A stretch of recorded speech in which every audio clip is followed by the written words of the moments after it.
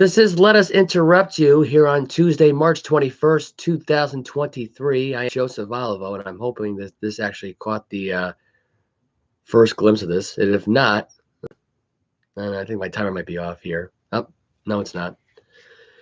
Sometimes when I look at the screen here and it tells me that we're live on here, I don't know half the time if some of what I'm saying gets cut off or not. We got some news that just broke in right before I get on here. New York Knicks legend Willis Reed passed away today at the age of 80 years old. Spent most of his 10-year career with the New York Knicks, and he's won 2 championships. So condolences goes out to Willis Reed, who passed away at the age of this afternoon. Not really sure what he passed away of. It's been unknown at this point of what the cause of death may have been. 7-time All-Star, 2-time champion, Hall of Famer. It was announced today that he had passed away. It was a second-round pick out of Grambling State back in 1964. Played from 64 to the late mid-70s. It's around 74, 75. He was NBA's most valuable player in 1969 to 1969-70 season. Won a Finals MVP for both the New York championships in the 70s, 70 and 73. And Reed was most remembered for the performance he had in Game 7 in the NBA Finals back in 1970 with a torn muscle in that series and missed Game 6. He was widely expected to miss Game 7 as well, but he surprisingly managed to start the game, score the New York's first 2 baskets. They were the only points he would score in the game, but he managed to stay on the floor for a total of 27 minutes, and perhaps more importantly, energized the Madison Square Garden crowd as they beat the time. I don't know if they were considered the Los Angeles Lakers. I don't believe they were. I think they were still considered Minneapolis at that point. But yeah, he passed away. Born out of Louisiana back in 1940. So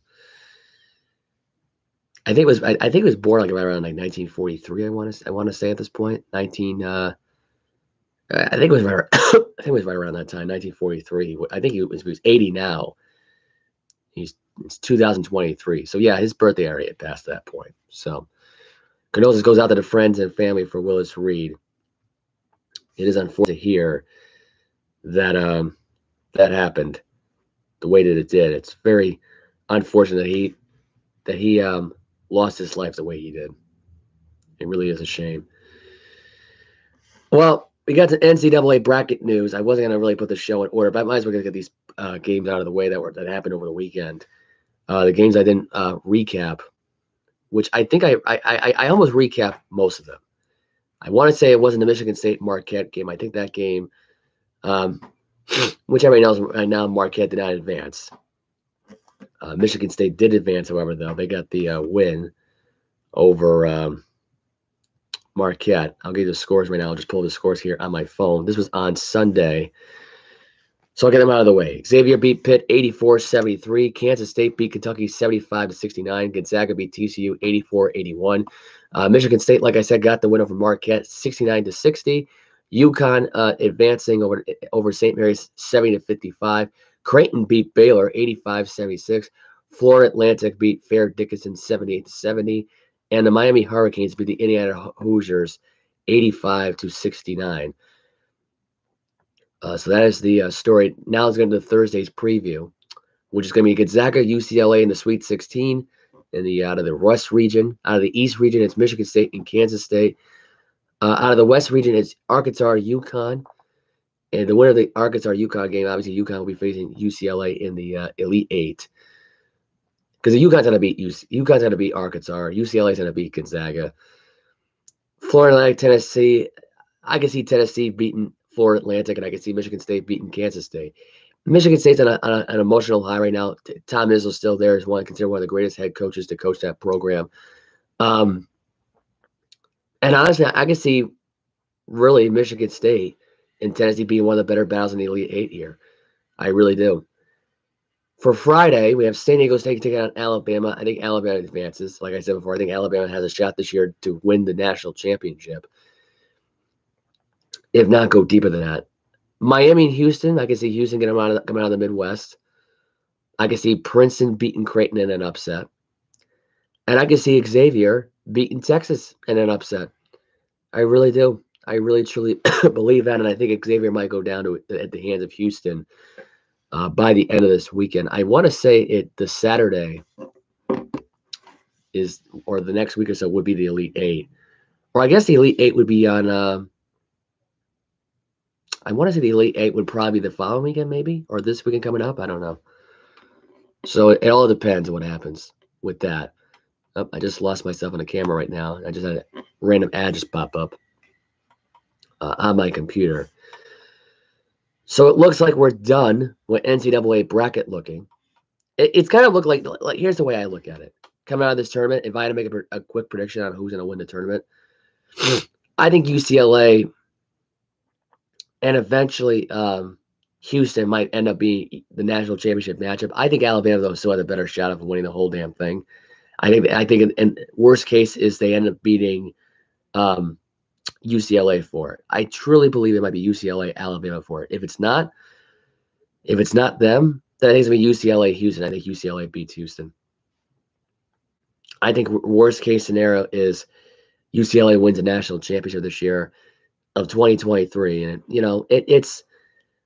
I can't say that's a negative thing at this point, but when you hear stuff like this, it just you start to wonder at this point. Does UCLA deserve this deep run? Which I think they did. They do. They were the much better team this year over Arizona. Arizona, who just didn't even make it out of the first round. Princeton, you could argue right now, could get eliminated as far as the Elite Eight. I think Princeton's for real. I think the opponents they faced up to this point have not been for real.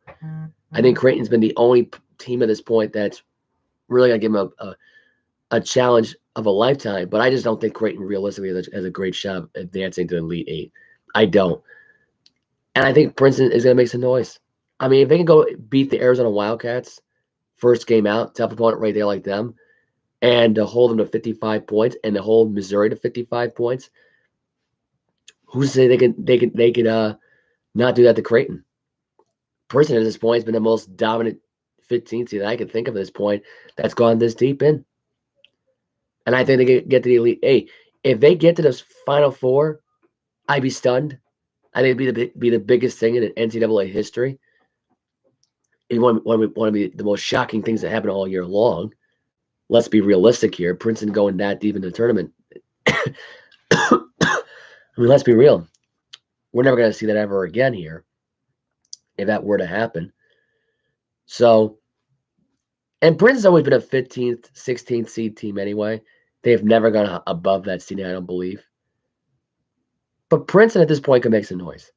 And I hope it kind of does happen. I kind of hope, actually, honestly, to make things a hell of a lot more interesting, and just really for entertainment purposes, Princeton and Xavier in the championship game. Why not? Another Big East team they could beat. They could beat the Pac-12. They've practically beaten every conference at this point in this tournament. I mean, let's be realistic here at this point. That'd be a hell of a matchup. I was hoping Alabama, Kansas. Obviously, Kansas got eliminated in the tournament, which I already went over those scores in that particular game there. So that's interesting. Yeah, I mean, I kind of believe now that Princeton would be a hell of a story if they had a deep run here. They got up the Elite. If they get as far as the Elite Eight or the Final Four, I'll be stunned. I mean, I'm just thinking realistically. Like, I'd be surprised if I was right on this one. I'm kind of hoping for that upset, though. I don't think it's. I mean, realistically, would I be surprised if Creighton would have win? No. I would be surprised if Creighton got to the Final Four. That would surprise me. You know what really surprised me? Kentucky.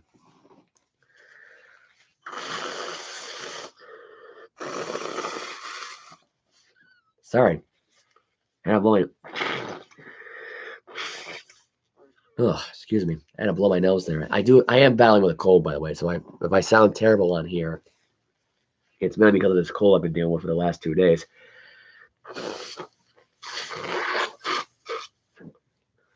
Season allergies. And people wonder why I'm not a fan of spring. This is why.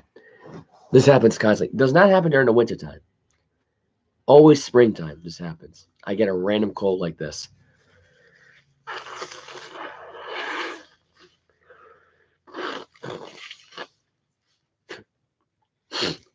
A lot of people are saying it's COVID. It's not. I've taken 2 tests up to this point. They've come back negative. It's just been a stuffed up nose.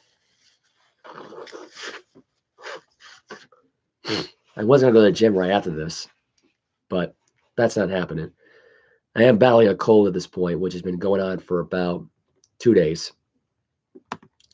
Today and yesterday. We're going to get some more college basketball news right now. Ed Cooley has moved away from PC, was offered more money, accepted a job at Georgetown. Ed Cooley is leaving a legacy behind where he was probably one of the better Providence coaches since Rick Pitino. If we're going to be realistic here, there's been no one else who's lived up to the standards of great college basketball coaching at PC since Rick Pitino. There hasn't been anybody else that has been around. And it's funny because I can't think of a time, realistically, where this story was a shock to a lot of people. This is not surprising to me. There were a lot of changes coming anyway, so this is nothing new. I think PC will sorely miss Ed Cooley and his coaching skills. I just think that this was a real low blow at this point, the way they ended their tournament. Bryce Hopkins not getting the revenge that he had against Kentucky. And really, I think honestly, it's such a swift kick to the nuts because a lot of people really believe that Ed Cooley at heart was PC for life. I really thought that for sure. I did not imagine this guy leaving for Georgetown at this point. And honestly, it surprises me because I just can't imagine who's going to replace Ed Cooley. I was going to say the return of Rick Pitino, but that's not going to happen now. Tobin Anderson out of Fairline Dickinson. I'll get more into that where he's going to end up going in just a second. And Mike Anderson, who's trying to file a lawsuit against St. John's. I don't think anyone wants anything to do with him. My only thought process was Joe Mazzulla as possibly the next replacement at head coach at Providence College. Guy's a Rhode Island native anyway, so it makes sense. He graduated from Bishop Hendricken High School. I'm not sure exactly what college he went to. I don't remember offhand what college he went to, but I know he went to Hendricken kid. And that's really all people seem to think about, really, when you hear this stuff like that's being posted through CBS Sports, is not the college this guy went to, but Hendricken. The fact that Hendricken High School is bigger than a college, and the standards right now that Mazzulla was set at this point, I mean, you got to admit. Although I think he went to, did he go to Virginia Tech or Virginia? I think it was Virginia. I think he went to. And now the more I think about it, I think it was Virginia. But Joe Mazzulla would be a perfect replacement, I think, because you look at Mazzulla's coaching up to this point, the standards that's been going on in Boston, it's not being lived up, and I just don't think he's ready for a long-term professional head coach career. Now, head coaching in college, it's a little bit more challenging.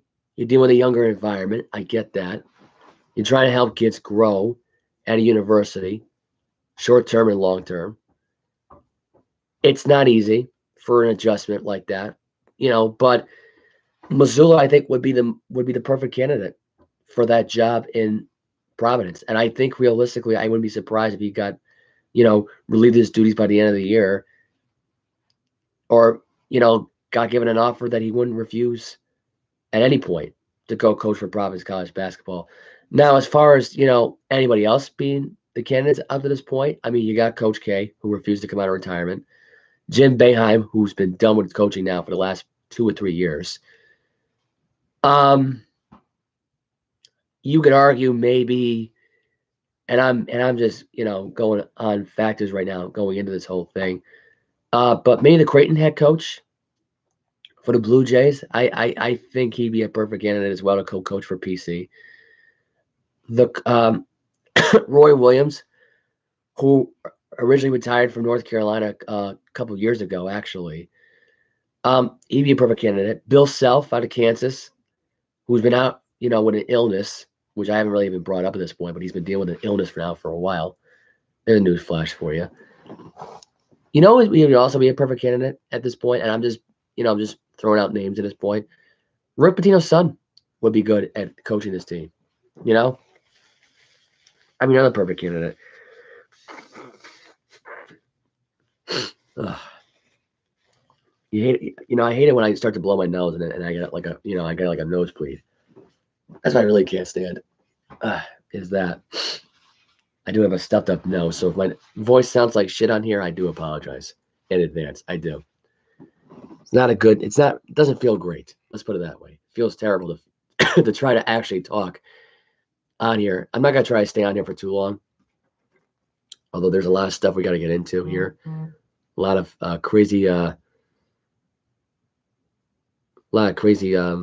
weak stuff, crazy stuff that's been going on in the NFL. See, I can't even complete a sentence half the time when I'm sick like this. This is an issue.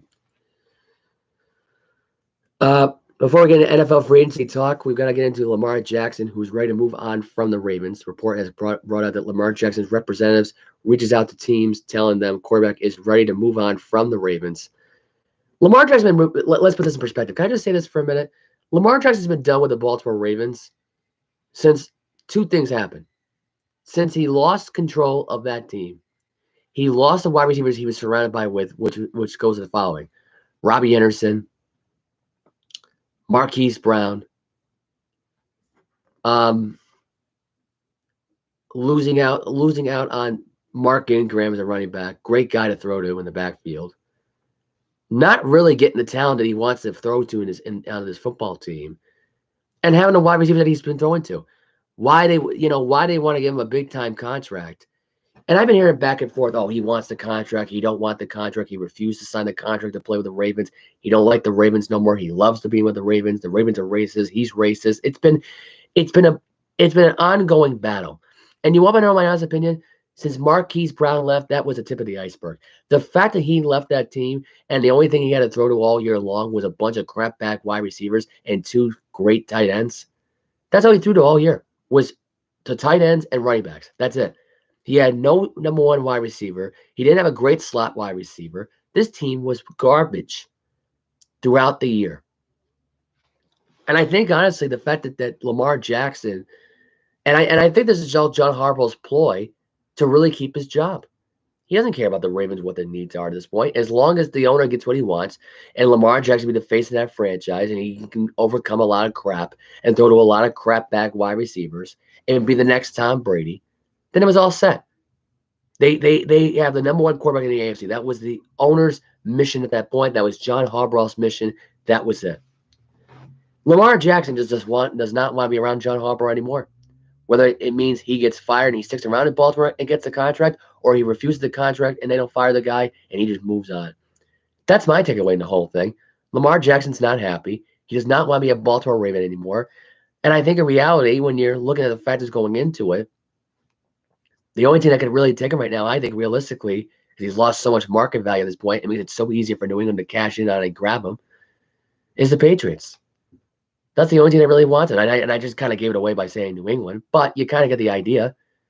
The guy's not happy right now in Baltimore. He never will be. And the fact that you haven't thrown anybody besides Mark Andrews and Josh Oliver and J.K. Dobbins, who constantly can't stay healthy, you got an unhealthy running back core who are constantly getting injured. Your secondary sucks. Your pass rush is terrible. Calais Campbell left the building, so he's no longer there. It's just I don't see how this is good for the Ravens, how this is even healthy. This Raven team is not happy. They're not happy with anything that goes on at this point in this whole conversation. Lamar Jackson at this point has been a waste of time for this team. A complete waste of time for the Ravens, a complete waste of time for him. He hurt his value, and now New England has to grab him. And I think, honestly, at this point, New England should grab him. We need a quarterback anyway. I'd rather get Lamar Jackson than have to draft another rookie, teach him the ropes. Let Lamar Jackson do his thing in New England. Let him find the wide receiver he wants to throw to. He's already got Juju Smith-Schuster there now. He's already got Mike Gillespie. He's already got Devontae Parker. He's got Kendrick Bourne, which he'll be successful with Bourne. Bourne, I think, is a fine wide receiver. He's not a great wide receiver. He's fine. He's good for what he is. I think that's what you need to do at this point with Lamar Jackson. Is you bring him into New England, you make him walk through the ropes here in this whole thing, teach him the Patriot way, give him the money that he wants, and end it. If you got to overpay to prove everybody wrong at this point and prove all the NFL PF people wrong about the spending thing, which, by the way, they've been dead last for the last 10 years because of Tom Brady's success. Well, there you go. They no longer have Tom Brady at this point, so they got to spend the money to make money. That's what you do in this business. You spend money to make money. That's what the NFL is all about. It's been like that for decades. We got to continue into some NFL free agency talk, which has basically been the nonstop story here all week.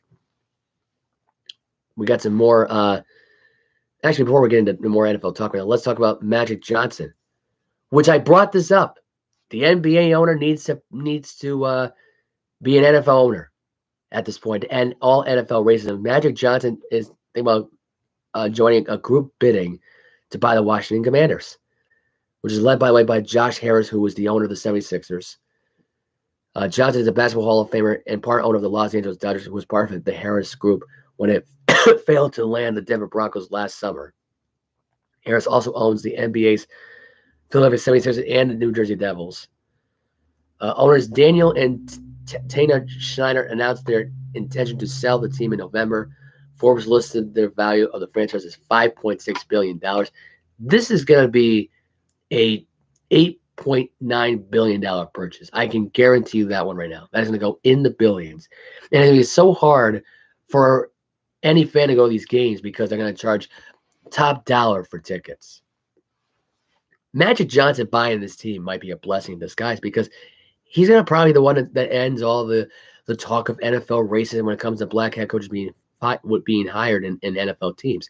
Here's the thing.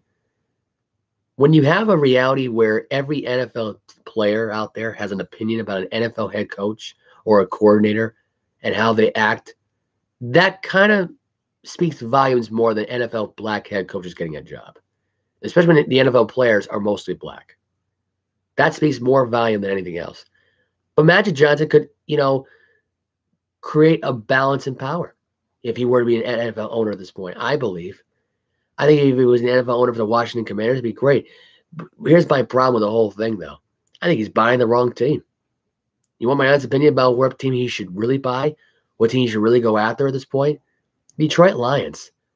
That would bring more money into those Lion football games. The team last year was great. They were successful. You build around that system. You got a great owner like Magic Johnson, who I think has been a much better owner than Michael Jordan's been right now with the Charlotte Hornets.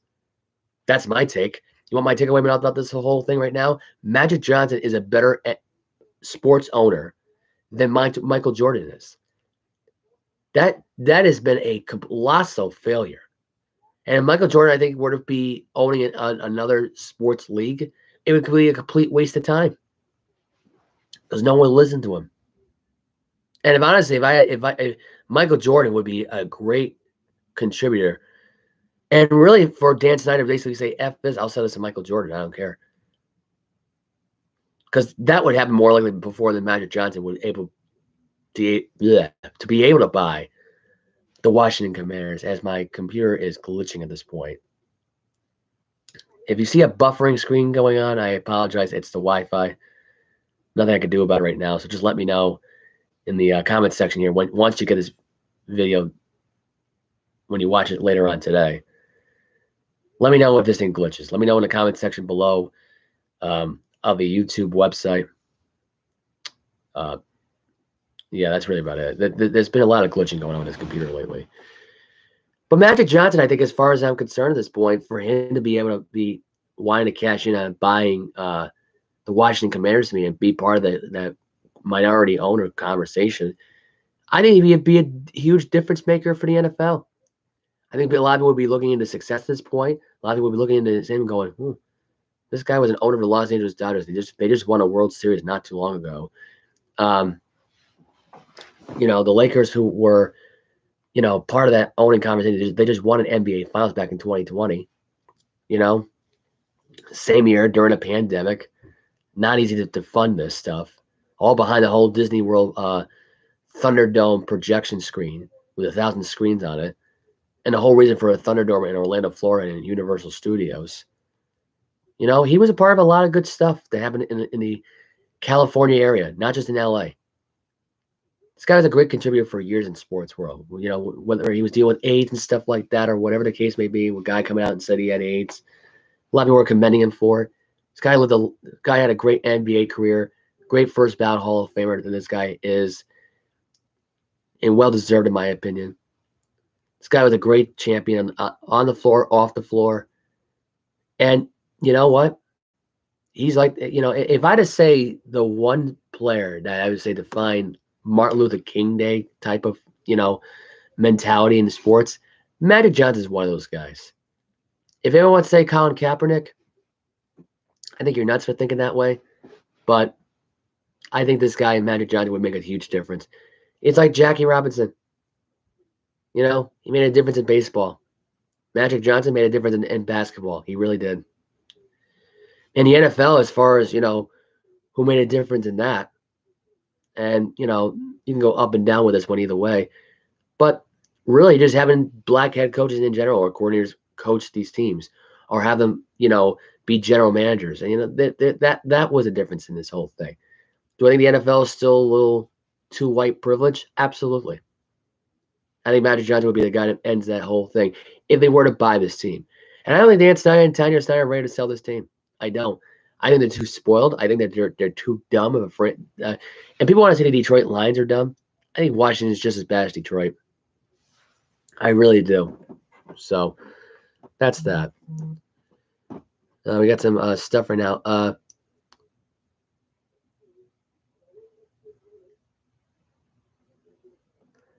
We got some other stuff to talk about right now as far as free agency goes and where everyone else is right now going forward. I'm going to start off right now with the game with this free agency that was happening this week, especially that happened on Sunday. Let's see. We're going to get the free agency stuff that I want right now at this point. Here we go. Dallas Cowboys. This actually just happened just as of now, as I was just pulling this up on my screen here. Ronald Jones expected to agree with the deal with the Dallas Cowboys. Former Kansas City Chief, former Tampa Bay Buccaneer, two-time Super Bowl champion. Now with the Dallas Cowboys, he may as well be the second running back behind Tony Pollard. So you got both quarterbacks at this point signing one-year deals. That are not quarterbacks, sorry, running backs signing one-year deals. I think that Ronald Jones might be a difference maker, might be a great number two behind Tony Pollard. And honestly, if Pollard were to get injured again, Ronald Jones would be a really good replacement. He's just as young as Ezekiel Elliott was. I think he's just a little bit more durable, and he can stay healthy. There you go. Texans are signing linebacker Corey Littleton to a one-year, $2.7 million deal. A source that was that told ESPN's Jeremy Fowler that former Pro Bowler had 47 tackles last season with the Carolina Panthers. The Texans are making a lot of good moves. They're making a lot of good, interesting moves here, and they were kind of surprising moves. They got a one-year deal for Dalton Schultz. 1 year, $9.9 million for Dalton Schultz. They got a 1 year, I think it was a $3.75 million deal for Devin Singletary, the former Buffalo Bill running back. Dalton Schultz was a former Dallas Cowboy tight end. This signings to me were very interesting. That really did throw me for a loop. I really didn't expect Devin Singletary to go to Houston. I thought he was going to be a Chicago running back. If not them, then Indianapolis Colts maybe, or maybe the Kansas City Chiefs, or even maybe the Denver Broncos. But I just said to myself, the Houston Texans, what an odd move. And really, it was kind of surprising considering that they just traded Brandon Cooks right away to the Dallas Cowboys. So Dalton Schultz, I thought, was going to be a shoo-in just based on the fact right now that Cooks got traded to Dallas. For him to go back to the Dallas Cowboys and team up with Brandon Cooks, that would be an interesting move on their part, but it didn't happen that way. So it is what it is. Former Buffalo Bill wide receiver Isaiah McKenzie was released on Friday, signed with the Colts today. I don't know what the deal was going for. I think it was just a one-year deal. I think this might be a really good move. I think it gives another, a quarterback a chance to throw to somebody who's reliable. McKenzie is a really clutch wide receiver anyway. As far as a slot guy, as a number 3, number 4 guy, second string team at the right place, right time type of mentality. So I think realistically, the Buffalo Bills not keeping it might actually hurt them a little bit. For him to for them to go to Indianapolis was kind of a shocker to me. I was convinced that he was going to go to Kansas City. If not Kansas City, then probably the Chargers. But the Colts is a good team too. Defensive tackle Derek Nadati is re-signing with the Kansas City Chiefs, according to his agents. Nadati played a key defensive role on 2 Super Bowl teams. So good for him. Good for the 2-time Super Bowl champion. Austin Eckler still pursuing options to be traded. Broncos signing Riley Dixon, the former LA Ram punter. Spent the first 2 seasons in Denver, now returns. So good for him. Punters are a good value, I think, especially if you're a clutch one. Riley Dixon was a good punter for the Rams. I think for him to go back to Denver might be a plus for Denver, as far as good special teams goes. Linebacker Nicholas Morrow has agreed to a deal with the Philadelphia Eagles, according to Jeremy Fowler. Morrow recorded, and this is according to ESPN PFF here at this point. I keep track of the tackles here. 116 tackles, 11 of them for a loss, and the 17 starts with the Chicago Bears last season. Morrow, really, he picked up the slack after Roquan Smith left. Nicholas Morrow at this point got a really good deal out of this. He really did. Eagles also agreed on a deal with safety Justin Evans on a 1-year deal. Also got a really good safety in there as well, former Saints safety.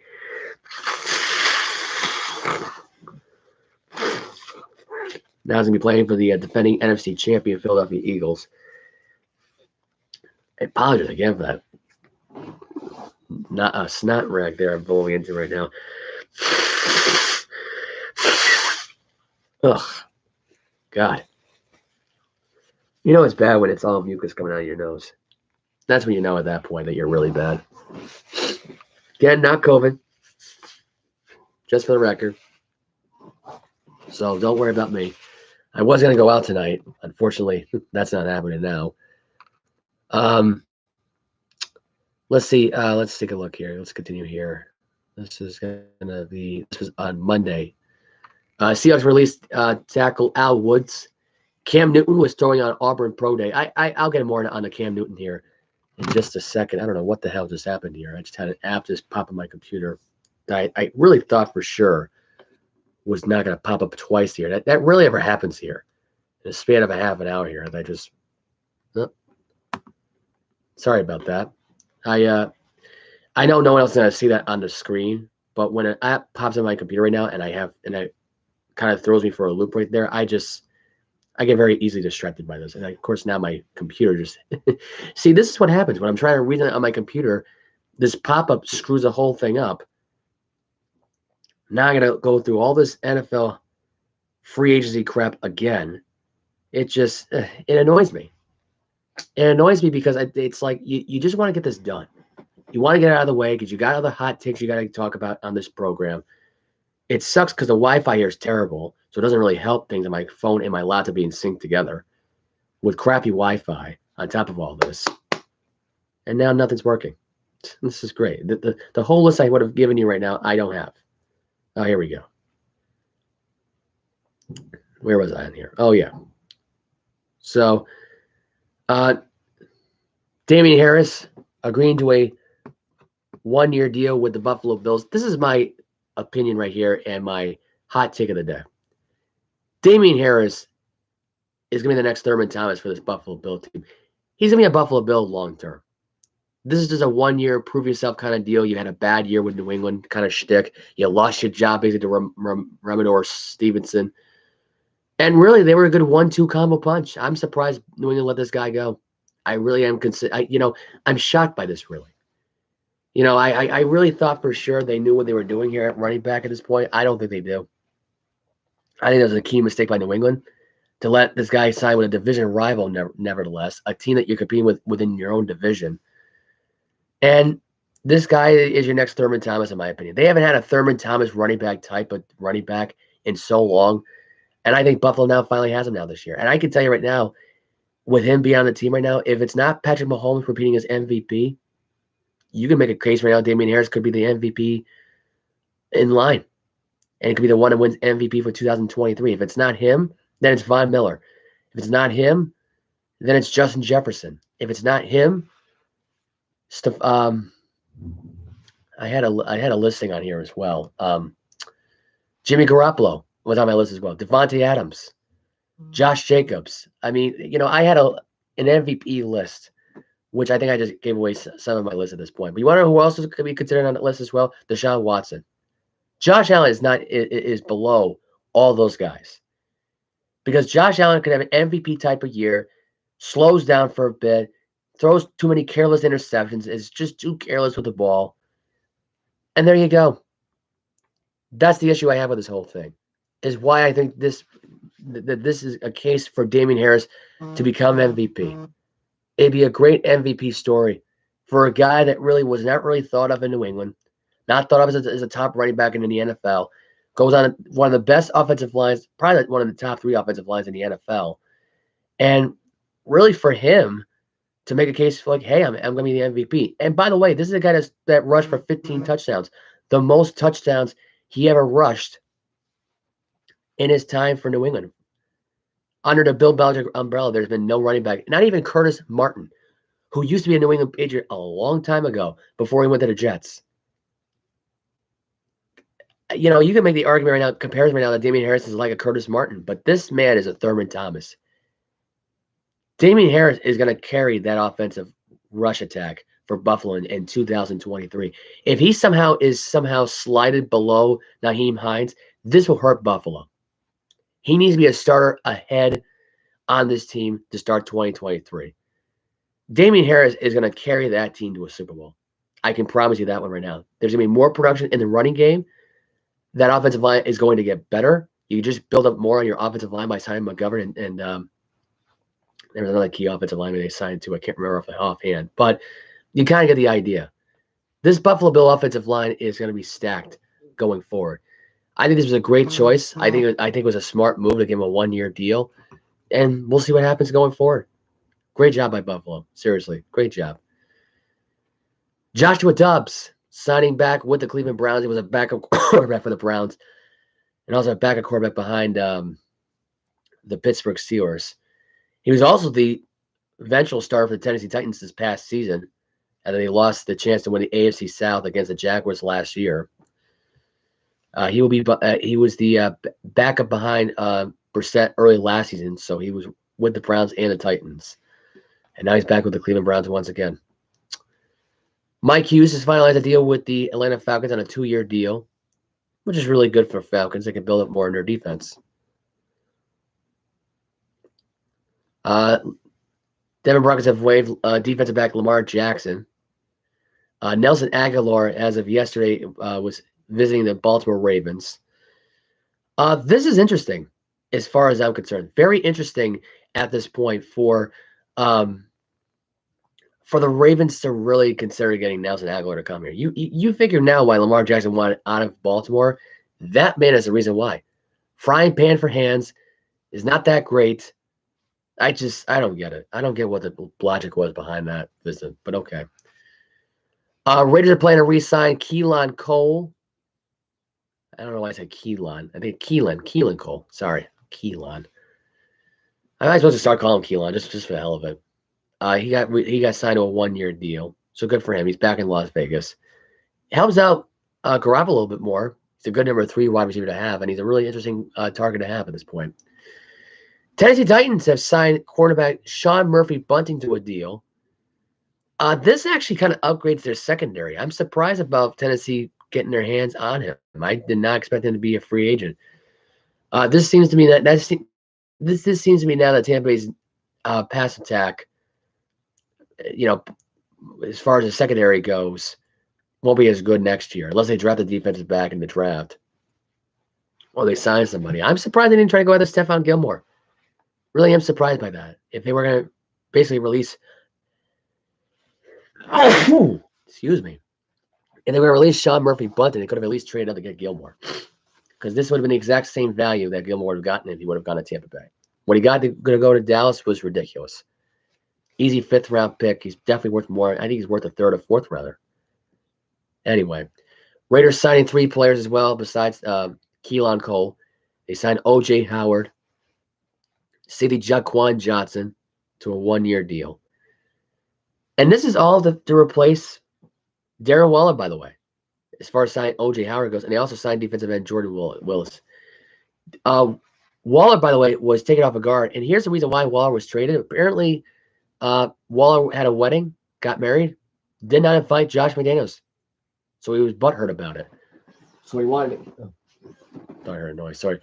So he wanted to get even, which is interesting, really. But I didn't think Josh McDaniels was that sensitive. Then again, I guess he was apparently bullied when he was coaching Tom Brady. So there you go. 49ers signed tight end Ross Dwelley, and he also signed Miles Hartfield to 1 year pact with the team. So defensive back end and tight end. Zach Pascal signed a 2-year deal with the Arizona Cardinals today. Really surprised that he did not resign with Philadelphia. I really thought for sure that Pascal was going to stick around there. Well, I guess now he's with the Cardinals. This might help out Kyler Murray. I don't think I doubt it, but who knows? Bill signed Trent Sherfield to a 1-year deal. I don't know if I mentioned this over the weekend here, but the Buccaneers did get a new quarterback. It was Baker Mayfield to a 1-year, $8 million deal. He's saying, quote, "I'm not going to be the next Tom Brady. I'm just going to be me." That's all he had to say today, this press conference today. So that was that. Max Sharping got a 1-year deal with the Cincinnati Bengals to come back. Offensive guard now going to be sticking around. Dolphins officially exercised Tua's 5th-year option, locking the quarterback in well ahead of May 2nd May 2nd deadline. I also have as the MVP conversation at this point. I had Josh Allen, Tua. Tua's another one I had my MVP list for 2023. So things are going to get interesting here now going forward. The Lions are going to create a cap space by restructuring defensive end Romeo Okora's agreed to a renegotiated contract that reduces his cap hit for 2023 from $14.5 million to $5.647 million, which is going to be a key thing for the Lions in case they want to create more cap to sign more people. The Colts are on their way to targeting Baltimore Ravens quarterback Lamar Jackson. Walker is visiting the Commanders yesterday. I've not heard yet whether or not he's going to stick around or not. TJ Edwards, I believe, signed a deal with the Bears. I think I already mentioned that already. That should be interesting. Matt Collins got signed to a 1-year deal. Collins had 57 catches last year for 690 yards and 4 touchdowns for the Raiders. Lions got defensive back and safety C.J. Gardner-Johnson to a 1-year, $8 million deal. Was acquired by the Eagles last year in the draft. And actually, it was the what was it? The August draft, the undrafted free agency conversation selection. That usually takes place in late August. So Gardner Johnson said the Lions are more talented. Nothing against Philadelphia, but he wanted to go to a more talented team in Detroit. So, which kind of means at this point, Detroit was supposed to face Kansas City in the Super Bowl last year, right? Is that part of the script? I know. I just want to entertain all those people out there that think every professional sport's scripted, or college sports is scripted, or life is scripted in general. What were we born with a script coming out of the womb at this point? Come on, give me a break. But anyway, that was that. Adam Thielen signed a 3-year deal with the Carolina Panthers. I was not able to get the money amount here. I believe it was for $30 million, if I'm not mistaken. This is an interesting move. I was surprised that Adam Thielen took this deal and actually agreed to go play for Carolina and really play for a team that you not even know who the quarterback's going to be next year. At least with Thielen and Vikings, you had an idea of Kirk Cousins being the quarterback. It made the production drop because of Justin Jefferson being too good. But this move to me shocks me. Because I think at this point, and I have a funny feeling here at this point, that the Panthers might actually go through with this, is they might bring back Cam Newton. They might just do it. Newton at this point, who was teasing to make an NFL comeback here, throwing out Auburn Pro Day today. And it was today and yesterday he was doing that. So my thought process is they really did this. They really are going to go through with this at this point. They bring back Cam Newton at this point and at least draft Bryce Young. It makes sense. Or draft C.J. Stroud. I think Stroud and Newton might be friends anyway. Him and Fields, I'm pretty sure, are friends at this point. They go back. So You couldn't get Justin Fields a mentor. You might as well get C.J. Stroud a mentor at this point. He's sure as hell going to mentor Mac Jones because he wasn't listening to Mac Jones. So there you go. Houston Texans extended Laremy Tunsil's contract at this point. He's agreed to a 3-year, $75 million extension, $30 million signing bonus, $50 million fully guaranteed money, and $60 million in total guarantees. So that was the final package of that deal. And Brandon Cooks got traded to the Dallas Cowboys. Like I mentioned before, it was a exchange for 2 draft picks, one for 2020, one for this year's draft, 5th round, and the 6th round in 2024 for that deal. This was a good deal for Dallas. I'm surprised that Cooks got let go here in spite of what they just picked up. I think Schultz and like I said before, was a good combination. I don't know what was going to happen now going forward here with that. So, I mean, that's a good deal. I really don't think that's going to be an awesome deal now going forward for them. So good for them. We're getting some more reports now. Packers president Mark Murphy says he sworn to secrecy about the status between Aaron Rodgers and the Jets. So apparently the Packers president at this point has already made this deal final. They're not going to announce. Apparently now they're going to keep this now hidden for us to the NFL draft. Once Roger Goodell goes up there and acts like a complete moron at this point and goes, oh, there was a development here in the trade over the Jets and the Packers for the 13th. Like, we already know this is what this is going to be for. Unless it's for multiple first rounds at this point, and they're going to try to make this happen here. But here's the thing. This deal could actually blow up in their faces at this point because there's been a lot of people saying now that this trade could not be happening. Because the fact that Odell Beckham Jr. at this point has no longer any interest anymore by the Giants or the Jets, he declines by saying he wanted $20 million. I mean, Odell saying, where was that in my where was that in the text me Twitter exchange there? I never said anything about $20 million. Where does it say that in the messages? He was saying that the other day. I just thought to myself, you know what? The Matthew Stafford thing is more of a better deal. It's a lot less draft picks you got to worry about at this point. He's coming off an injury as well. I think realistically now, because I'm getting this report now, that this deal might be official. Like, he might be a New York Jet at this point. Or it could be a big giant swerve where Stafford gets shifted to New York, Rodgers goes to the LA Rams, and Odell Beckham Jr. goes right back to LA and go be with Sean McVay. Because deep down, he does not want to leave that Ram organization. He doesn't. But this right here, this report right here could just screw this whole take up for me. So Aaron Rodgers go to the LA Rams at this point to possibly return to Lambeau Field because they will be playing the Packers again in Lambeau Field in 2023. We already know that now. If you haven't figured it out yet on the opponent listing on that social media page, go look at it. Rams will be playing at Green Bay once again. And this is by far, I want to say now, this might be the 3rd or 4th straight year now they've had this matchup. So just saying, throwing out the option out there. If Rodgers wants to take a little revenge tour to LA, he could do it. If he wants to go play for the Detroit Lions in 2023 and face them twice this season, he could do it. Will he get cheered? I don't know. I think he'll get booed. I think he'll get absolutely booed in 2023. So that's that. So that is the NFL free agency listing at this point. You heard my takes today as far as where that goes now going forward. World Baseball Classic final right now is going to go on between Japan and USA. I think they're currently underway, if I'm not mistaken. I think they're either playing today or tomorrow. There's might be a chance for Mike Trout to win a ring. So there you go. Trout, who's never won a ring with the Angels, going to win a ring with the Team USA. Here's my take on Mike Trout. He's Vince Carter of baseball. And here's the reason why.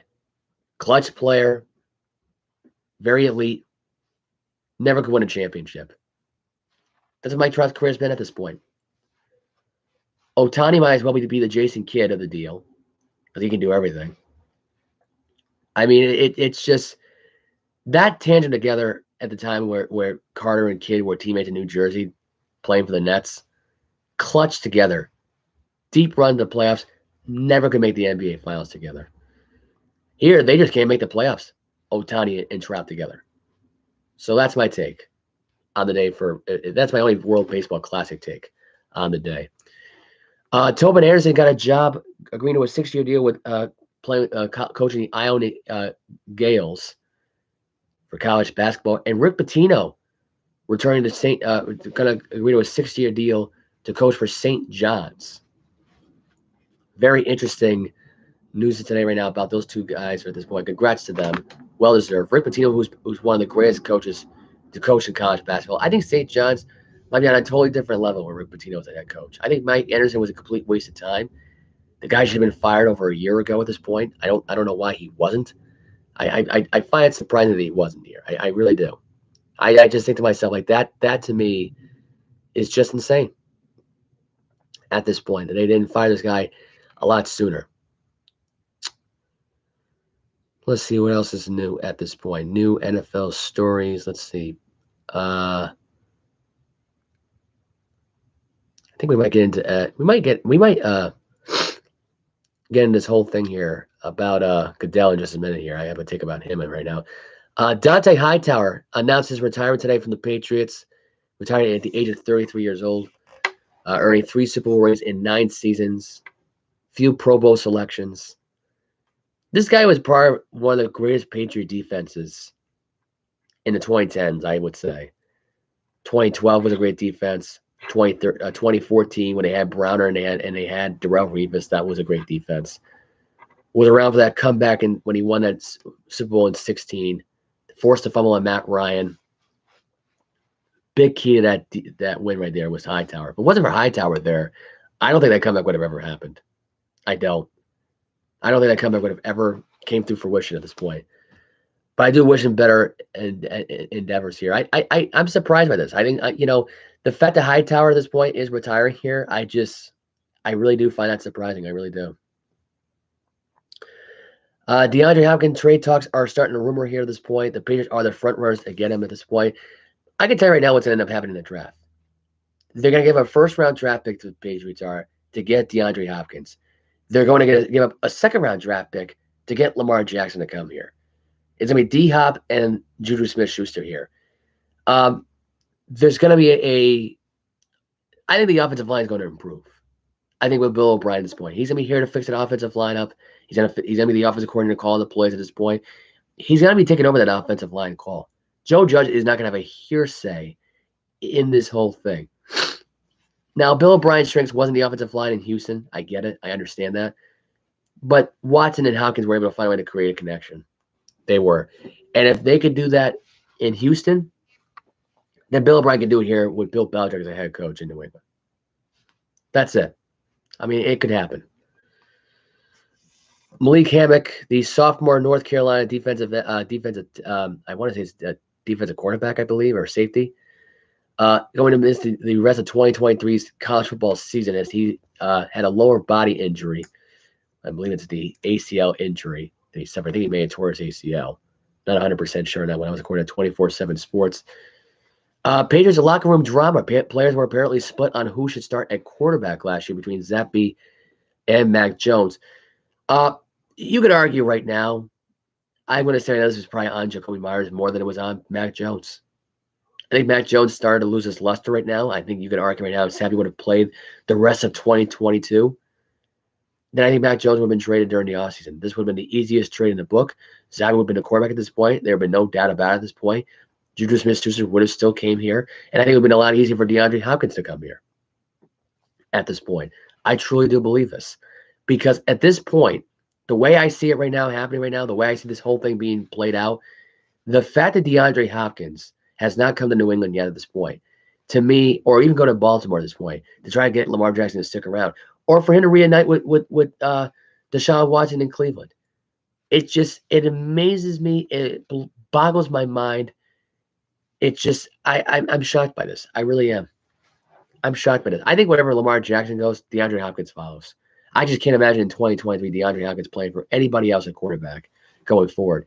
And if Mac Jones has another bad episode this year and doesn't listen to anybody at all and has the Cam Newton attitude at this point and thinks he's hot shit, because here's the thing. Cam Newton was a number 1 overall draft pick coming out of Auburn. Mac Jones was the first number 1 draft pick coming out of New England. So, I like this story a lot here. about the players apparently being, split about the whole starting here. I wouldn't even be surprised, honestly, at this point, if it was Trent Brown. Trent Brown, who gets very angry very easily at this point, probably didn't even want to deal with Mac Jones's, entitled attitude. Was sick of his crap. I think he was one of the players. I don't know I don't know, and it said in the article here of who was split in the whole thing, but this is what the article had said here. This was written by John Breach. If you ask Bill Belichick, there was no quarterback controversy in New England last season, but if you were to ask some of the players, it seems there was a debate about who should be under center. According to Devin McCourty, the players in the locker room were actually split last year on whether Mac Jones or Bailey Zappi should be the starting quarterback. McCourty revealed that information during a recent interview with WVEI in Boston. Quote, I think player-wise, there was enough trust that we're going to put the best guy out there. But the struggles on offense, I think there were some guys in the locker room that were like, let's go Zappy, or no, Mac looked good today. It was just a back and forth, which to me spoke more about what we had on offense than the quarterback. We were solidified as an offensive group that guys had full confidence in anything we were doing. There was never true hope, post quote. It's not often you hear details that leak out of the Patriots locker room, but with McCourty now retired, it's obvious he's comfortable sharing this information. And by the way, he passed, on Lamar Jackson, which I was a dumb take. I don't know why the hell. He was pro Mac Jones all the way. He was. McCourty's entire statement, according to the article, indictment on everything New England did on offense last year. The Patriots' offensive downfall started in the preseason when Belichick decided to put Matt Patricia in charge of the offense. That was a problem there as well. I was starting to notice that when I went to training camp last offseason. Excuse me. And I blow my nose there. I can't wait to get the view results on YouTube about how many people watch me blow my nose for the past 20 to 40 minutes on this podcast. Anyway, Matt Patricia was a mistake. Let's be realistic here about that, right? That was the reality going into that offseason. Was that Matt Patricia screwed up that entire offense and basically sabotaged Bailey Zappi because he saw something in Bailey Zappi. And I think realistically, Bailey Zappi, a guy who broke the record, and you could argue right now, if Zappi were to get traded today, he would get traded to a team that actually would really want him around. Zappi, I can tell you right now, should be traded to the Indianapolis Colts. I don't know why the Colts have not called on him yet at this point. The way he played last year, I thought was great. And Mac Jones' absences, I think the fact that you put Mac Jones back in that situation on Week 7 against Chicago and they got torched by 19 points, I thought was embarrassing. It was the most embarrassing game in Monday Night Football that I can remember any Bill Belichick team to ever endure at home. And it all started with the downfall with Matt Patricia. Matt Patricia, who just hated Mac Jones. And Mac Jones hated Matt Patricia. And then the media was back and forth saying, oh, we got a good relationship. It was all show and tell because it was a way for Bill Belichick not to get fired. Because I think he was convinced he was going to get fired just based off of this, that he lost the team in that game. He lost Mac Jones. He lost Bailey Zappi. Zappi, by the way, who played like absolute dog trash in this game. But I can tell you right now, Zappi could be a really good play for the Indianapolis Colts to trade up for. They could either go for that or draft Will Levis. I don't know how much of a guarantee Will Levis is going to be early in the first round. Or someone like Anthony Richardson might be good enough for the Colts. Or maybe someone like C.J. Stroud would be good enough for the Colts. Or Dak Prescott, like I said before, in a trade for Stroud to go to Dallas. But either way you look at it right now, for the players to be this divided about this whole thing goes to show you that they never had any confidence in Mac Jones to begin with. Kind of good. That goes to show you that they were split on how good Mac Jones was. There was never a belief in their offensive system. Ramon Stevenson and Damien Harris basically carried the team every time Mac Jones had an issue on offense. Mac Jones just doesn't care. Thinks he's entitled. Had it easy in Alabama. Was around a great system. Had great talent given to him. If he was going to be on a bad college football team with no talent here, he would fail because he could not handle doing things by himself. He needs to have his hand held. Mac Jones at this point and Matt Patricia was like a father and son warfare. And Bill Belichick was the aging grandfather that was still around that couldn't take their crap anymore. That's what we watched all year last year. None of this surprises me on any levels at this point of how much this was split by. But the fact that they're going to say that quote right there, kind of good, that's kind of not a good sign for Mac Jones in the foreseeable future.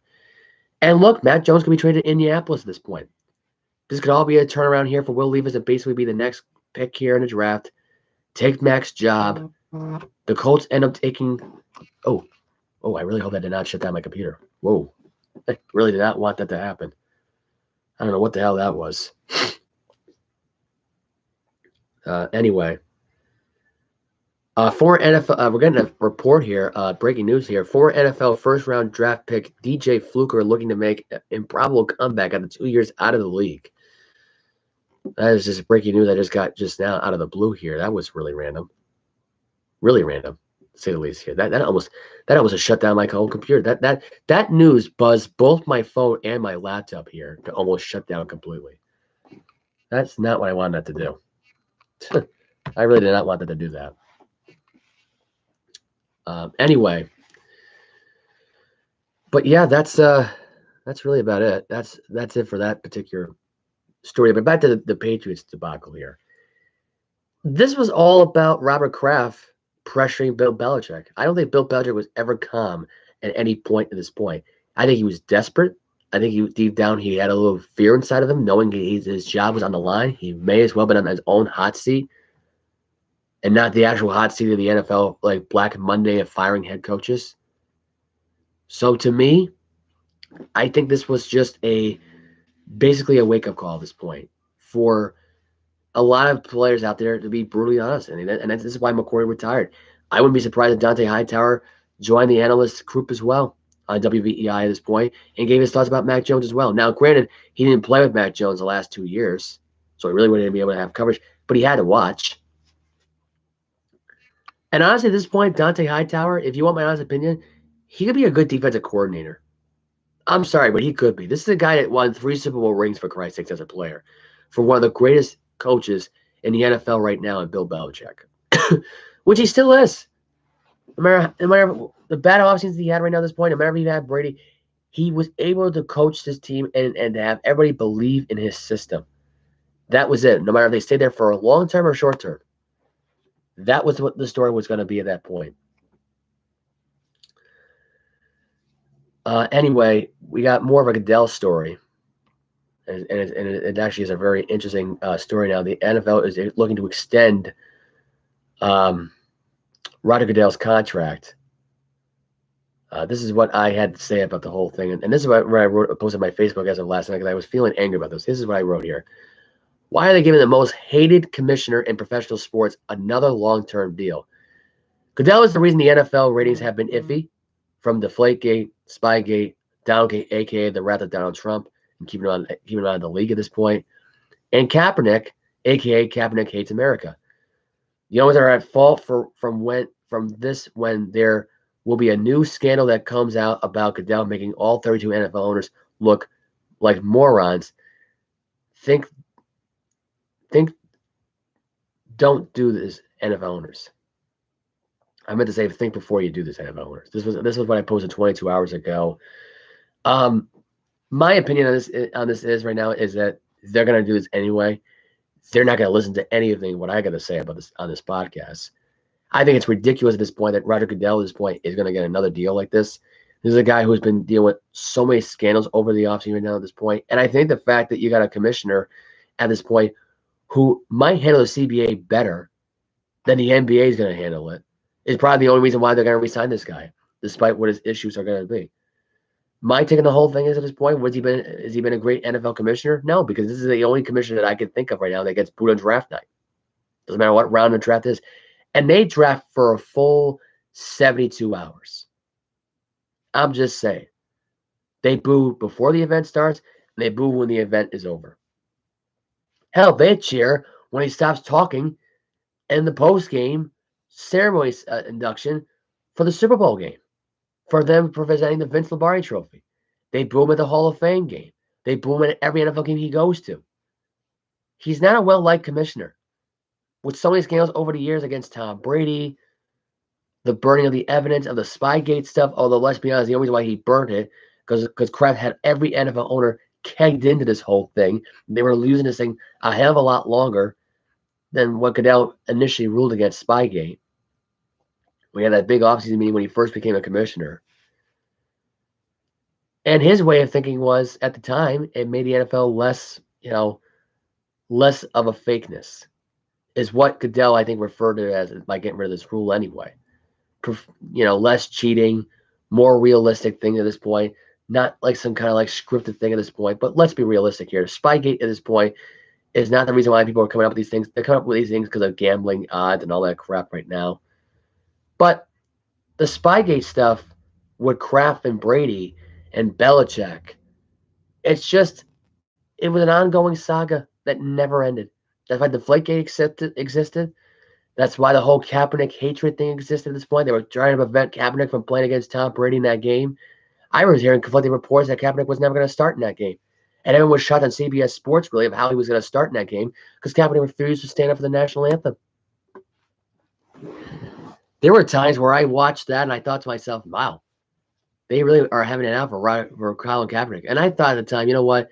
It was going to end. It was never going to be an issue. It's just Kaepernick doing it. But when you had every NFL team doing it the following year and the last 2 or 3 years after that, that was bad. That was hurting NFL ratings in the worst way possible. I do apologize here. I do have a lot of little snot coming out of my nose right now. And I'm like, can barely smell it out of the one nostril, so I might be cutting this short here. But anyway, my take of the whole thing is I think realistically, if you want my honest opinion, I think Roger Goodell would be signing him to extension here would be a positive thing, not for a multi-year deal, though. I think short term would send a message at this point, would keep Roger Goodell on his toes, and would keep this guy real kiss ass and suck up to the NFL owners going for a longer term deal. I think it would.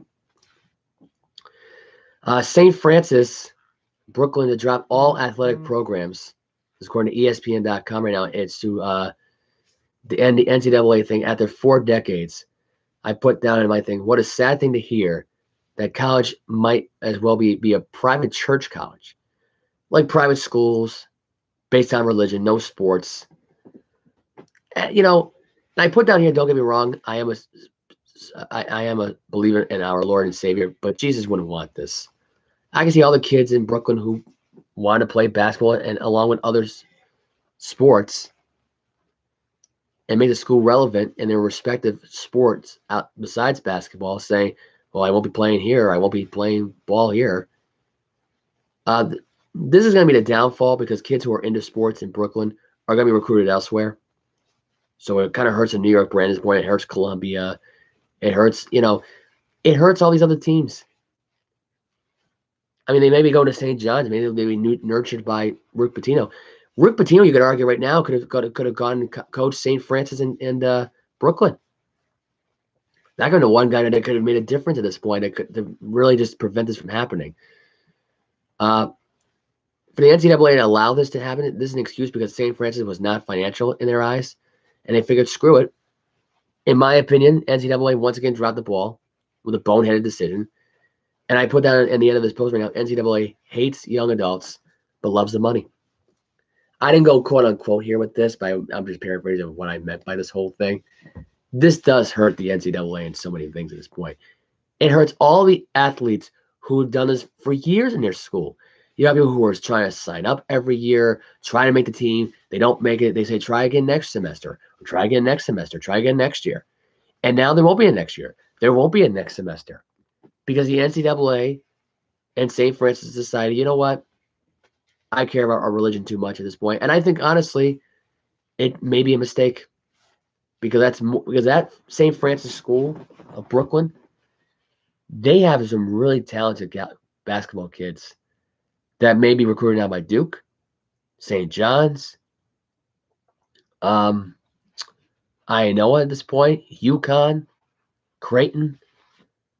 DePaul, you're letting all those kids go. You're letting a school like DePaul get better. Princeton could get in on it. Yale could get on it. Brown University could get on it. URI could get their hands on them now. It might even make URI a better recruiting program. It might just do it. Anyway, so I think it's a good story. I think that's a good take on that. Let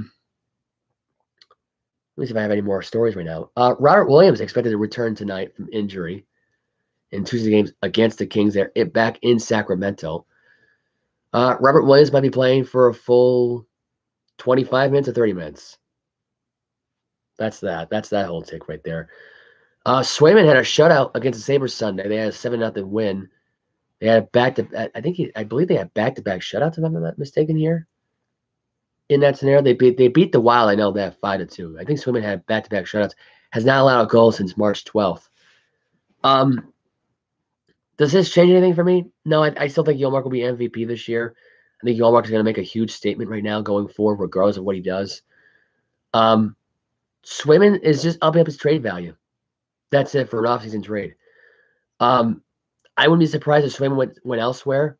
I wouldn't be surprised if Swayman went, honestly, and this really wouldn't surprise me, if Swayman next year was the next goalie next year for the Dallas Stars. You talk about another key player you lose right now to the Dallas Stars. Swayman's a good number 2 goalie. He's upping up his trade value to be a number 1 goalie somewhere else. Dallas might be the team that gets it. Who knows? We might get Dallas Stars Bruins 2 years in a row. Based on what I predicted. Because I already predicted the Dallas Stars and Bruins to be in the Stanley Cup final this year. And I'm sticking with that prediction. It was Golden Knights versus Bruins, but now I'm just thinking, you know what? It makes sense here. It really does. It really does make a lot of sense here now going forward for what might end up happening. Damien Harris accepting a down season at this point, saying, quote, "We pretty much fallen out of race for the 10th spot. And this does not mean apparently they're going to fire Chauncey Billups. They have not entered the Trailblazers' mind at this point. Honestly, Chauncey Billups, I think at this point, should be removed. I don't see why. It's not working out in Portland. Why keep a head coach around at this point where you know you're going to fire him either midway through the season next year or fire him at the end of the next season's basketball year? I'm just being realistic here. It's not realistic. Ohio State's Pro Day will be on Wednesday for C.J. Stroud. Current stars like Marvin Harrison Jr. will be catching passes from C.J. Stroud, which that'll be a piece of cake because they're like this one another. If I can get my camera up there, yep, they're like that. So they have a good tangent there. I don't see how that will hurt them. It probably won't hurt them at all in any way, shape, or form. Ike Cornish is entering the transfer portal, leaving the Maryland Terps. He played sparingly in the 2022-23 season and the Vert during the previous season.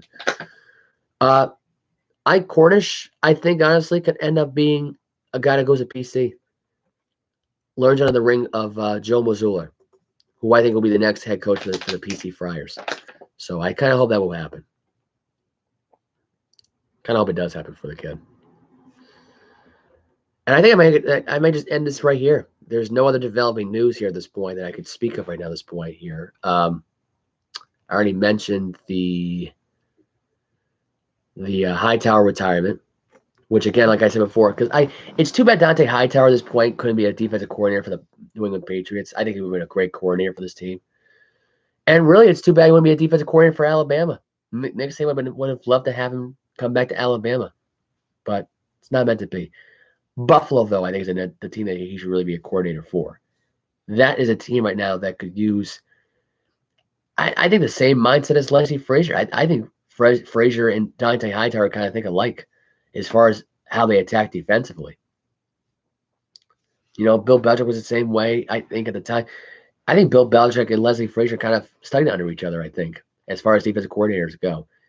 You talk about a guy that learned under the tree of facing Bill Belichick every time. He watched film based on Belichick in his time with Lawrence Taylor. Leslie Frazier, guys, own Lawrence Taylor and Von Miller.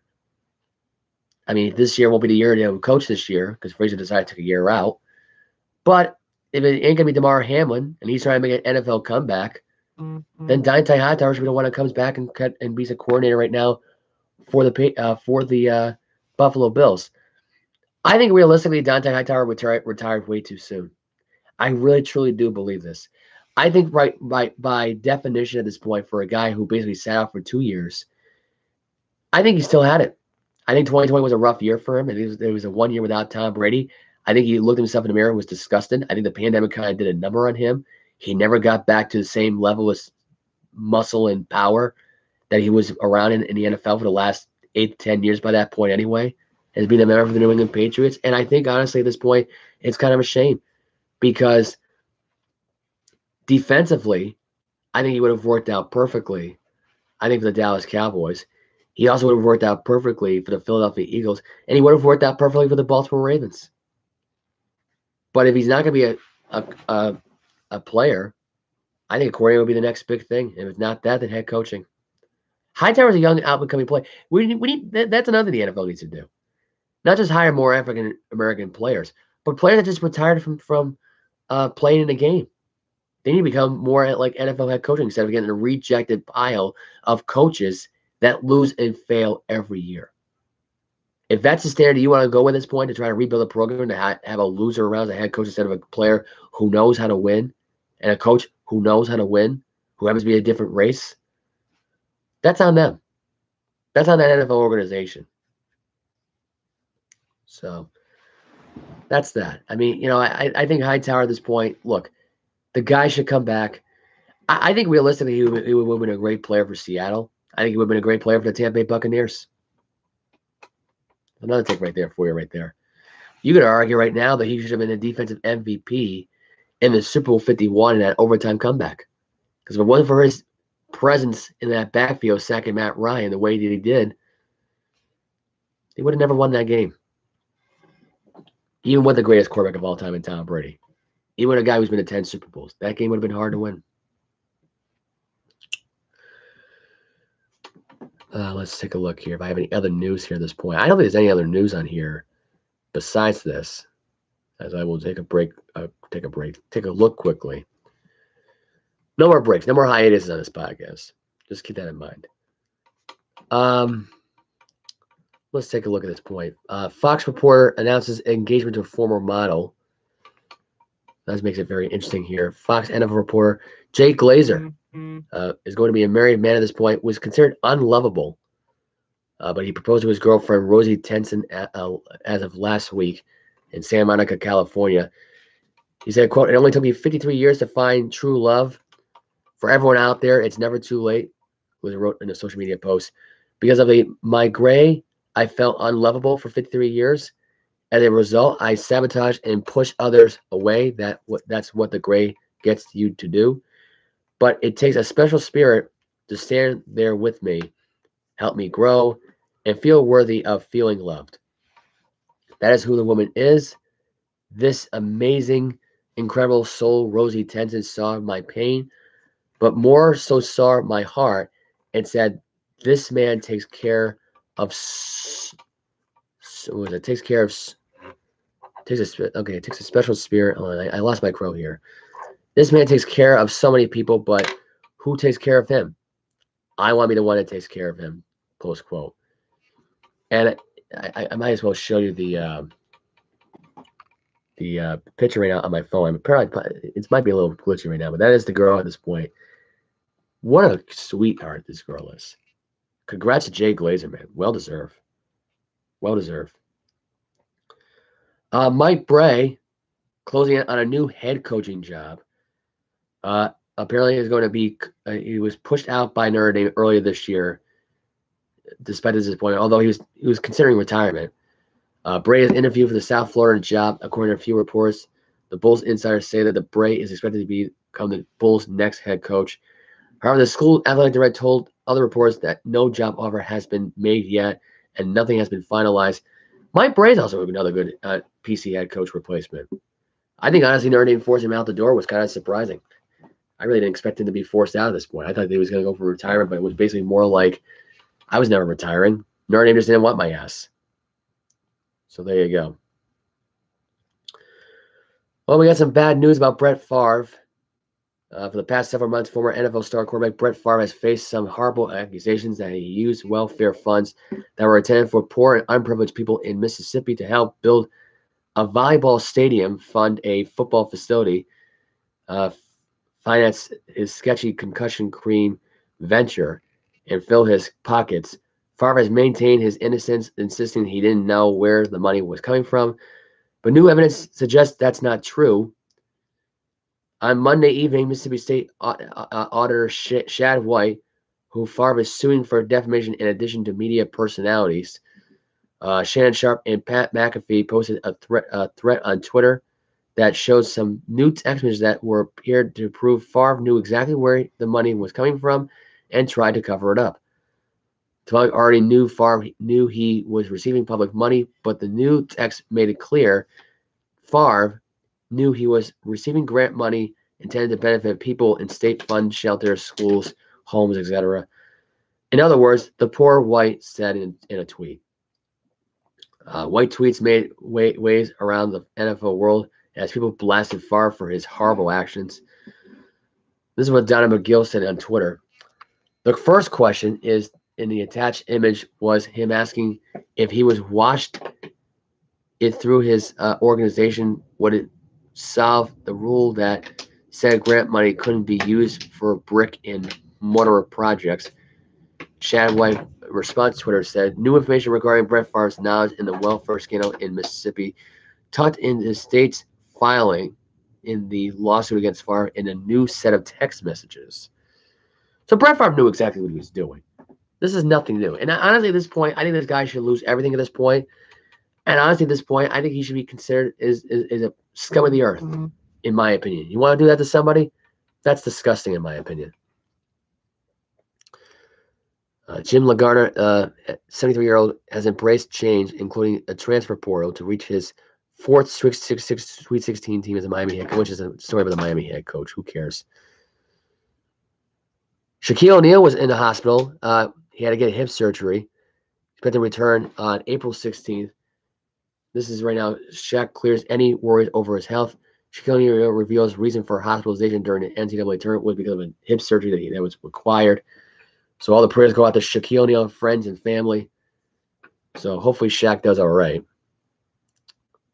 Anyway, deeply anxious Donald Trump spotted boarding a private jet after declaring he's going to be arrested next week. That was 2 days ago.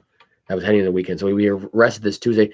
There's been no report yet on whether or not Donald Trump was going to be arrested for the riot stuff that was happening on January 6th, along with tax evasion and all the other things he's done horribly wrong.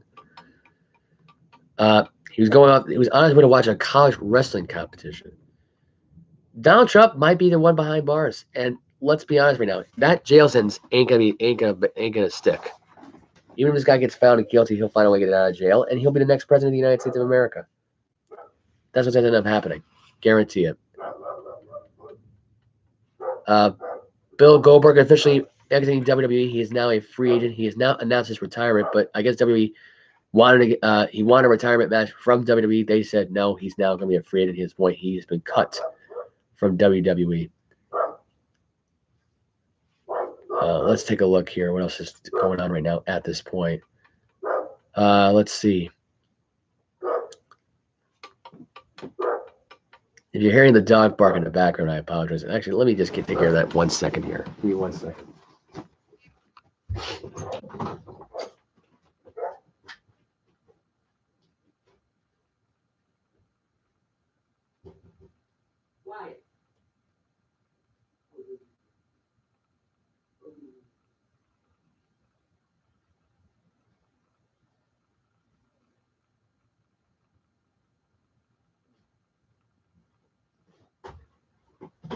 All right. So I'm back. Hour and 24 minutes into the show. I really didn't expect to go on this for this long, but apparently I am going to be on here. Let's take a look here. Chicago Bears legend Steve McMichael is in fight for his life against ALS. This was posted 7 hours ago, so according to Newsbreak, he's now got ALS at this point. ALS is a tough thing to recover from. I don't know if he's going to have a chance to make it. He's struggling for his life right now at this point. ALS at this point, there's no cure for it, I don't believe. There has not people been in remission about it, so I hope for the best for him, but it is what it is. Finally, another politics story. A top Long Islander leader called on Biden to secure the southern border to prevent fentanyl from flowing into the U.S. This is according to a report right now. Fentanyl is a synthetic opiate, which already everybody knows that by now. The illegal use of fentanyl becomes a significant public health concern, particularly in North America, where it has been implicated in a substantial number of overdose deaths. According to NBC News, fentanyl smuggling through the southern border has increased dramatically in the recent years. Some reason for this are fentanyl is a highly profitable and easy to conceal for the cartels. It can be mixed with drugs such as heroin, cocaine, and methamphetamines. Fentanyl seizure at ports of entry and or interior checkpoints are much higher than between points of entry. And the travel restrictions imposed by the pandemic have reduced legal cross-border traffic and increased the demand of fentanyl as a substitute for the other opiates. This is bad as far as I'm concerned. This stuff is still going around killing people. This is bad. I mean, fentanyl has been the worst drug. If you take that shit, it's a death sentence. It really, sorry. Fentanyl's a death sentence. Once you take that in your body, you might as well get your tombstone ready, because I don't see how you recover from that. I really don't. Let's see. We've got to get into scores that were on last night as far as hockey and basketball was on. As far as the NBA goes, baseball season starts next week. Starts on the 31st. Let's get into scores from last night from the NBA and hockey from last night. This is all last night, and apparently the dog's barking again. Minnesota Timberwolves and New York Knicks were on last night. Timberwolves got the win 140-134. Julius Randle with 57 points last night. Unbelievable. Warriors got the win over the Rockets 121-108 last night against the 18-54 now Houston Rockets.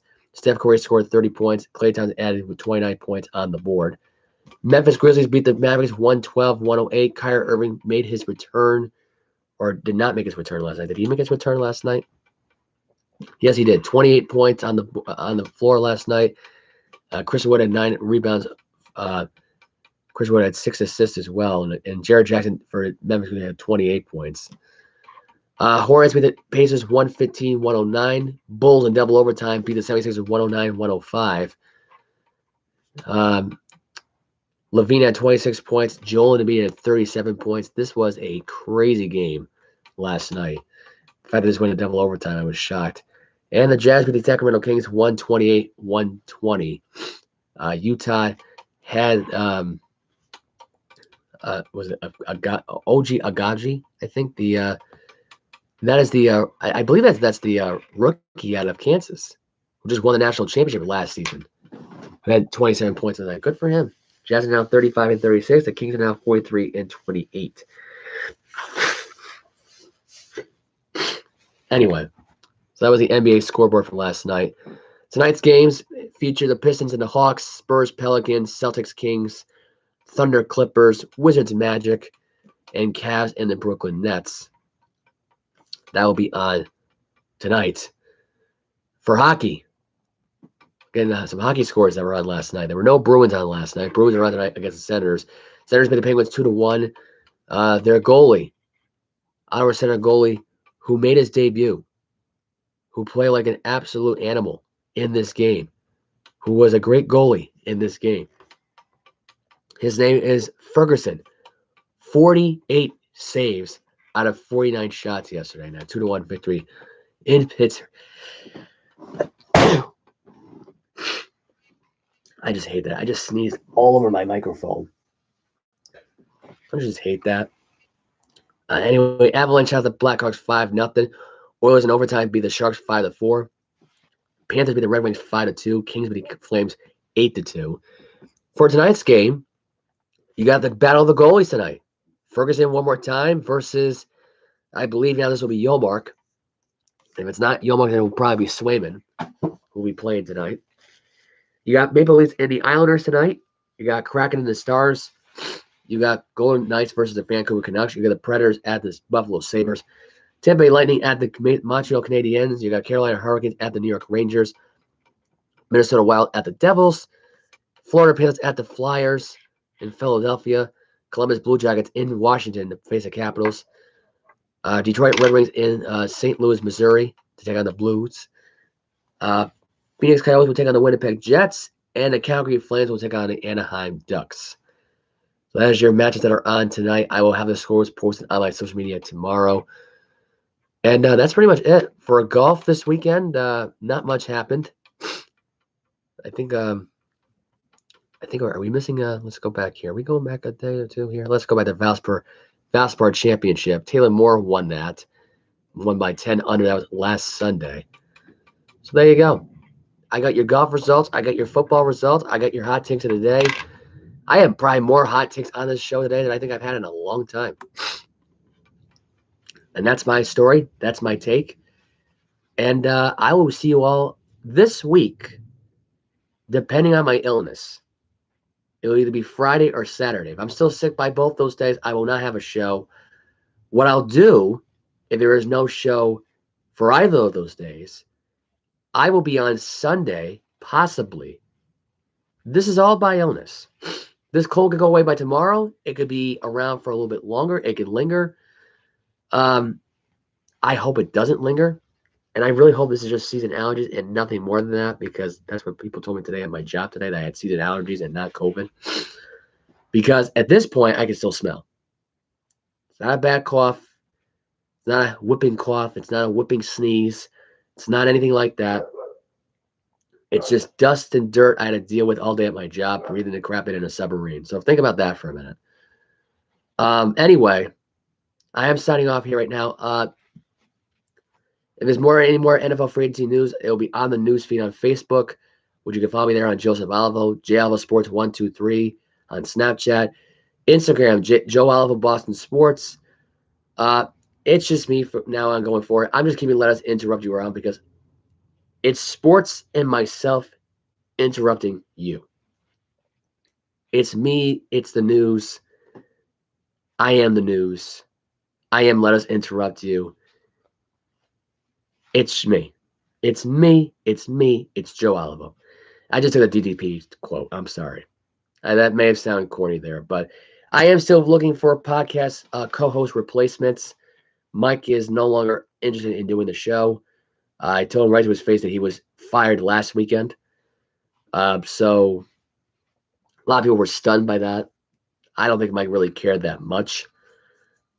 Truthfully be told, he wants to be a health fitness nut now, I think, at this point. I don't think he's interested. Honestly, at this point, I think he wants to be like one of those people on the commercials where he gets on TV and he promotes why going to the gym is so important, why a workout's important. I don't think he's going to change people's minds about getting an ab workout where they can get those ab machine things and put that in the stomach. I might even order that this week. So looking forward to getting that this week.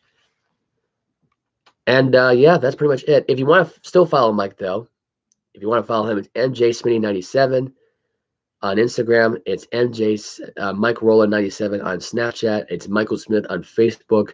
He does have a Twitter. I think it's the same thing actually on his from Twitter to his Facebook to his Instagram. Yeah, I mean, if he wants to come back, he'll be a guest host for the time being for a fill-in. If I ever find a podcast co-host.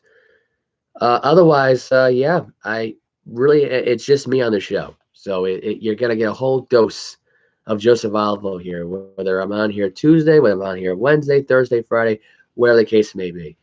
What I'll do is, if I am better, there will be a show on Friday.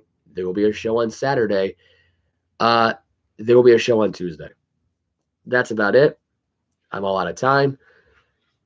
It's the first day of spring. It's 5:03 in the afternoon. I hope you all enjoy the rest of your afternoon here. Or if you did not listen to this live, if you're going to plan on listening to it later on, click on the link right now. I will post it to you on Facebook, and it will be available on my Instagram. So until then, have a safe week, everybody, and I hope to see you again Friday or Saturday. Take care, guys.